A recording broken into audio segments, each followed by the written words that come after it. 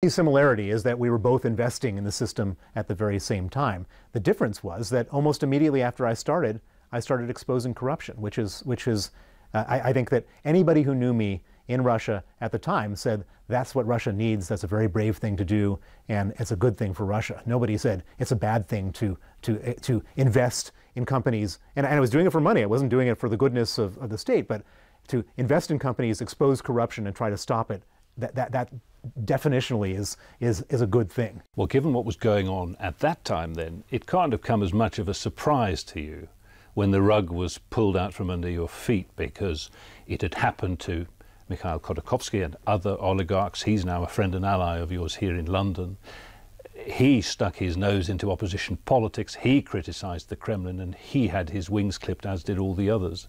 You must have seen that and thought, well, if I carry on like this, the same fate befalls me, or did you feel somehow sort of immune as a foreigner? Well, was it arrogance? It was arrogance, it was stupidity, it was bad judgment, but it was also circumstance. So for a while, I could get away with doing it for a very weird reason, which was that when Vladimir Putin came to power, he was really sort of powerless because the oligarchs were stealing power from him.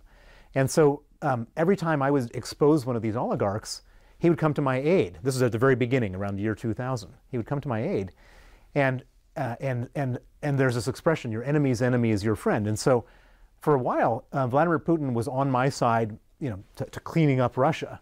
The problem was that he wasn't trying to get rid of the oligarchs.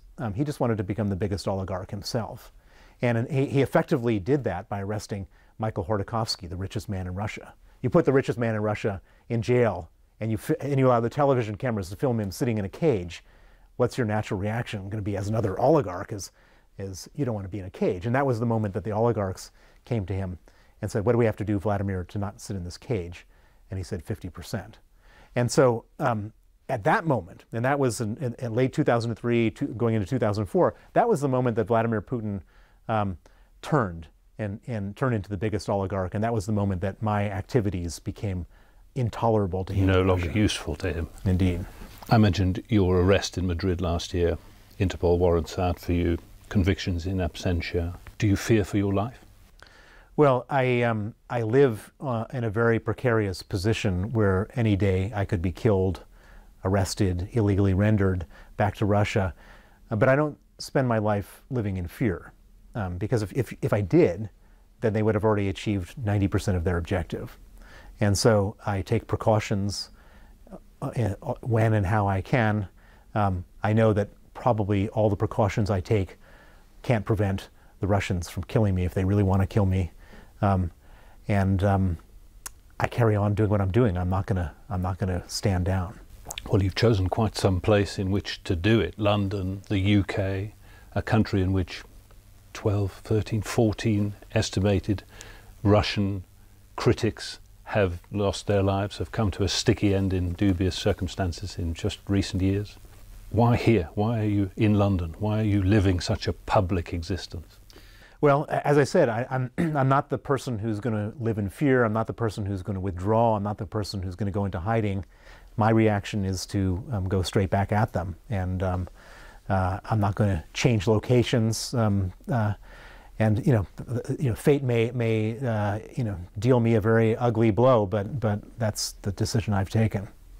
Well, from the perspective of being in London, and in the context of the wider European question, which we mentioned earlier, why do you think these things keep happening in Britain? Is it the case that Britain is itself compromised in terms of its ability to deal with Russia because of all the money parked here, because of Brexit, because it can't, in a sense, afford to alienate countries like Russia? Well, what I've seen is that the British government, on a regular basis, doesn't create consequences for really horrific crimes committed by the Russian government in this country. Alexander Litvinenko was murdered with radioactive polonium in 2006, and it was discovered that it was the Russian government who did this, the Russian FSB, and there was no serious consequences, just a few diplomats expelled. Alexander Perepelichny, a whistleblower in our case, was killed after jogging outside his home in Surrey. The police didn't even investigate it as a murder. And then, of course, the Skripal poisoning where high-grade military chemical weapons were used in a cathedral town in the center of the UK.